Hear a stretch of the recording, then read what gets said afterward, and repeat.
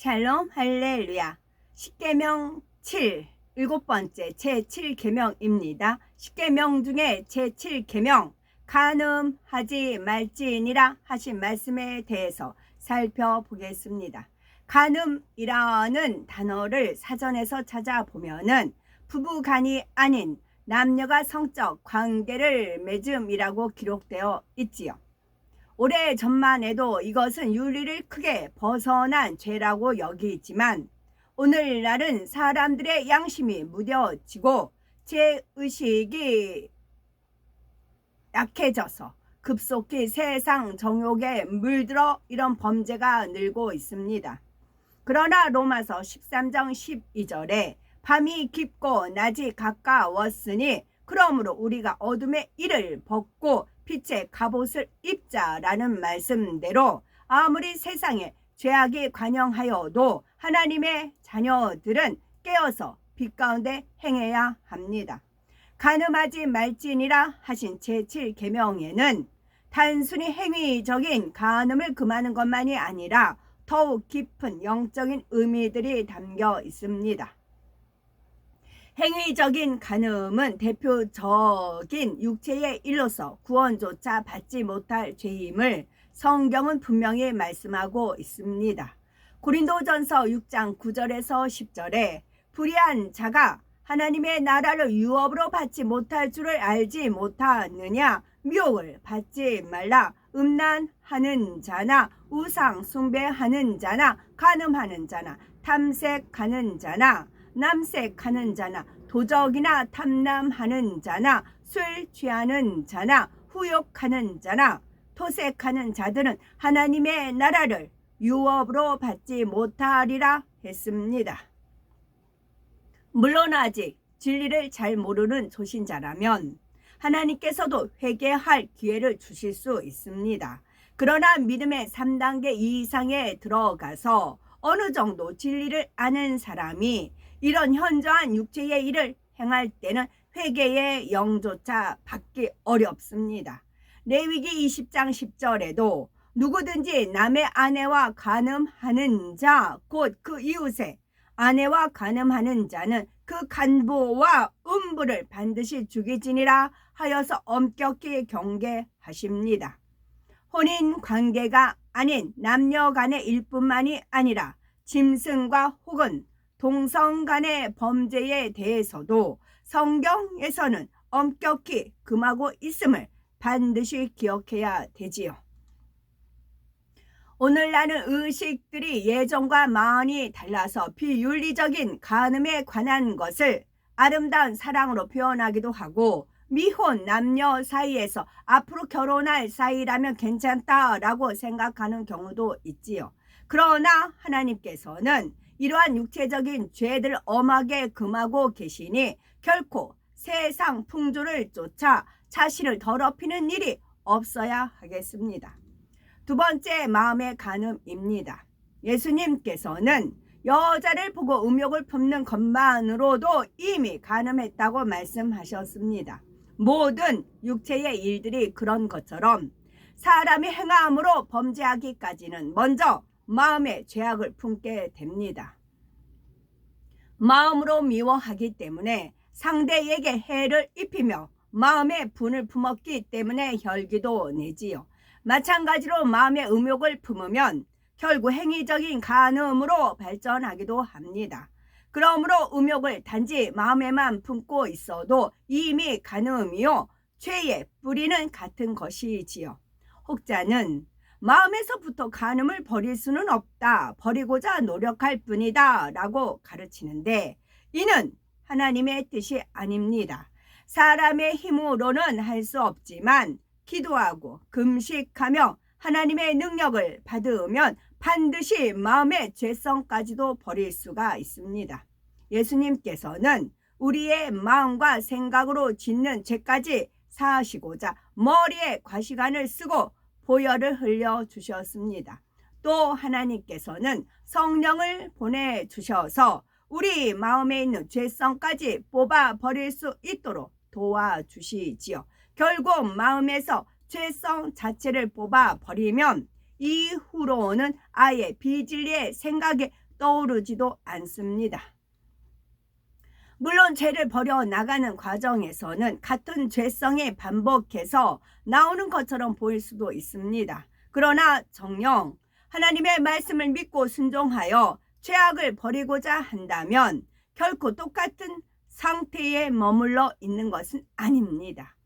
양파를 벗기다 보면 한 겹 두 겹 벗겨도 다시 비슷한 모양의 속껍질이 나오지만 결국 벗겨 나가다 보면 결국 아무것도 남지 않게 되지요.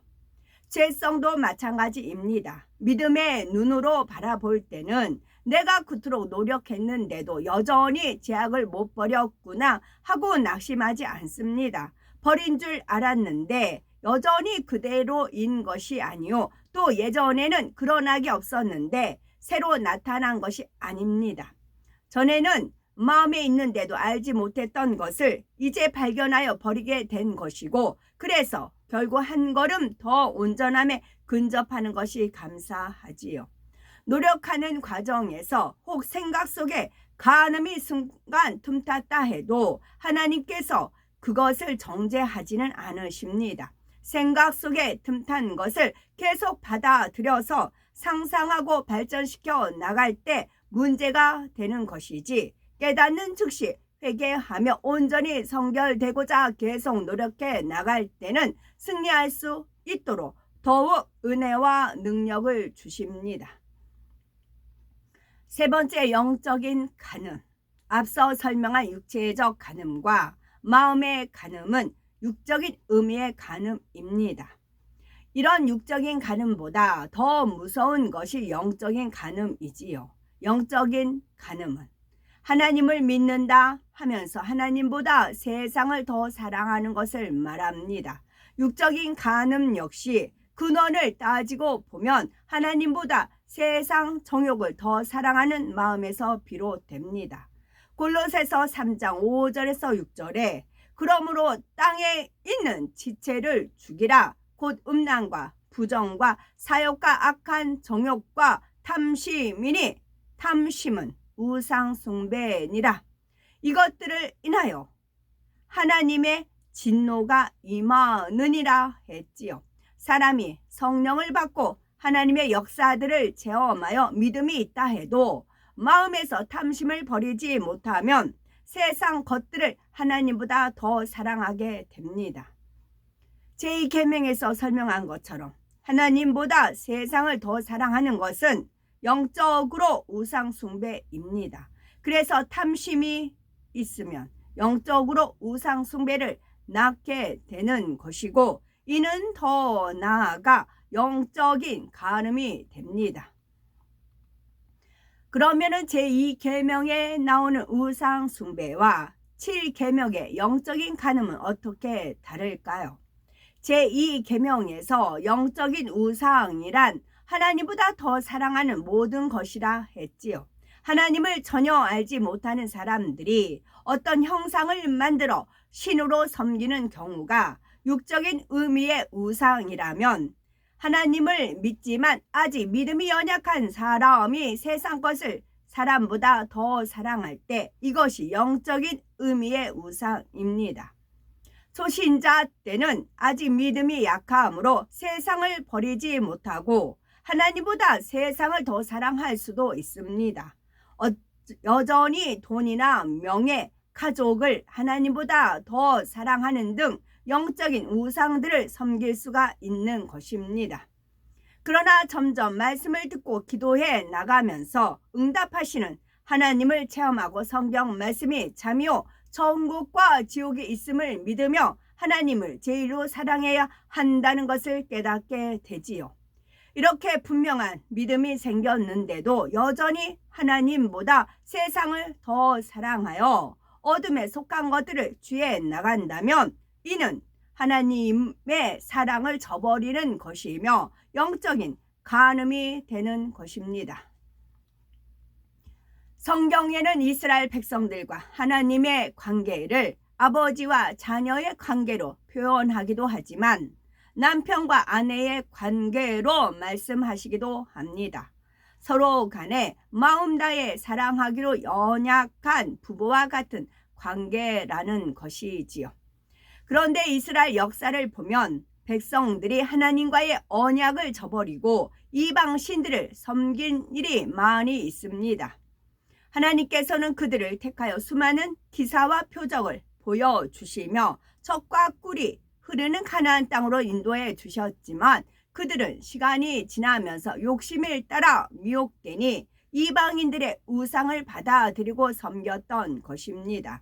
역대상 5장 25절에는 저희가 그 열조의 하나님께 범죄하여 하나님이 저희 앞에서 멸하신 그 땅 백성의 신들을 가늠하듯 섬긴지라 하여 이러한 이스라엘 백성들의 우상 숭배가 영적인 간음임을 말씀합니다. 에레미야 3장 8절에는 내게 배역한 이스라엘이 간음을 행하였으므로 내가 그를 내어 쫓고 이혼서까지 주었으되 그 패역한 자매 유다가 두려워 아니하고 자기도 가서 행음함을 내가 보았노라 말씀합니다. 북이스라엘이 우상을 섬김으로 영적으로 간음하다가 결국 하나님께 버림받고 멸망당했는데 남유다 역시 이것을 보고도 회개하지 않고 계속 우상을 섬기고 있다는 것이지요. 이렇게 간음하는 죄를 범하여 하나님의 진노를 사게 된 이스라엘은 결국 이방인들의 칼에 멸망하고 말았습니다. 신약에 와서도 하나님의 자녀들은 예수 그리스도의 신부입니다. 고린도후서 11장 2절에 내가 곧 사도 바울이 하나님의 열심으로 너희를 위하여 열심 내노니 내가 너희를 정결한 처녀로 한 남편인 그리스도께 드리려고 중매함이로다 했습니다. 신랑 대신 주님께 나아감에 있어서 성도들이 정결한 신부로서 단장할 수 있도록 사도 바울이 성도들을 가르치며 진리 가운데로 인도하기 위해 노력한다는 것이지요. 그런데 주를 믿고 성령을 받아 천국과 지옥을 알고 주님을 나의 신랑이라 말하면서도 세상을 사랑하며 비진리와 타협해 나간다면 이는 영적인 간음입니다. 야고보서 4장 4절에 간음하는 여자들이여 세상과 벗된 것이 하나님의 원수임을 알지 못하느뇨. 그런즉 누구든지 세상과 벗이 되고자 하는 자는 스스로 하나님과 원수되게 하는 것이니라 했습니다. 하나님과 원수되게 행하며 주님을 배신하고 간음한 사람은 주님의 신부라 할 수가 없으며 장차 주님의 혼인잔치에 참여할 수도 없습니다. 그래서 영적인 간음이 육적인 간음보다 더 무서운 죄인 것이지요.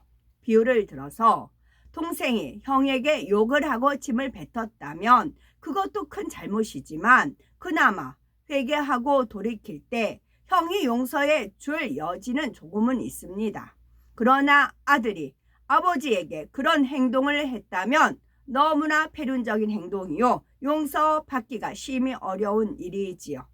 이처럼 사람 사이에 육적인 간음을 행한 것도 용서받기 어려운 범죄이지만 영적 간음으로 하나님과 주님을 배신하면 그 죄질이 더 중한 것입니다. 에레미야 11장 11에서 14절에 하나님께서는 영적 간음에 관영한 이스라엘을 위해 기도하지도 말라 하셨고 그들이 부르짖을지라도 듣지 않으시겠다고 말씀하셨습니다. 오늘날도 영적인 간음이 어느 한계를 넘어서면 성령의 음성을 들을 수도 없고 기도해도 응답받을 수 없습니다. 하나님과 멀어지니 점점 더 세상에 물들게 되고 육적인 간음을 비롯하여 예수 그리스도를 현저히 목받는 죄들을 범해 나가므로 결국 사망의 길로 가는 것이지요. 고린도전서 3장 16에서 17절에 구원받은 하나님의 자녀들의 몸은 성령이 거하시는 거룩한 성전이라 말씀하셨습니다. 그러므로 우리는 성전으로서 부끄럽지 않도록 행함으로 마음으로나 행함으로나 마음으로나 자격을 갖추어야 합니다. 육적인 간음은 물론 영적인 간음과도 전혀 상관없이 오직 진리만 사모하여 마음에 채워 나가므로 흠도 점도 없는 온전한 주님의 신부로서 혼인 잔치에 참석하는 우리가 되어야 되겠습니다. 아멘.